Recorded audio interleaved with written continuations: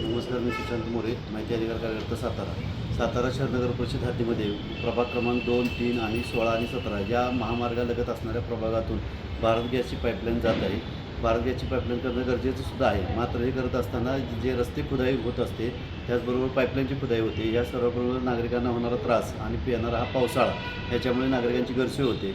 याबाबतीचं उदाहरण घेतलं तर या 4 प्रभागामध्ये 2, 3, 16, 17मध्ये जी पाईपलाईन टाकलेली आहे त्या टाकण्याच्या कामासाठी परवानगी देण्यापूर्वी स्थायी समितीची सभा, त्याचबरोबर सर्वसाधारण सभा घेणं आवश्यक होतं. मात्र अशा कोणत्याही सभांना सदरचा विषय न आणता संबंधित company Bharat petroleum corporation Sangli यांना दिनांक 9 जून 2026 रोजी आपल्या अधिकाराखाली राजकीय दबावपोटी आणि आर्थिक तडजोड करून मुख्याधिकारी विनोद जळ, सातारा नगर परिषद यांनी या संबंधित कंपनीला परवानगी दिलेली आहे. एकीकडे घरपट्टी भरताना उशीर झाला तर जिजिया कर 2% शास्तीचा लावला जातो. असं असताना या कंपनीकडून जवळजवळ अंदाजे 7 कोटी रक्कम ही वसुली होण्यापूर्वी किंवा ही रक्कम भरून झाल्यानंतर परवानगी देणं अपेक्षित होतं. मात्र असं न करता पैसे न भरून घेता डायरेक्ट परवानगी दिली रस्ते काम चालू आहे.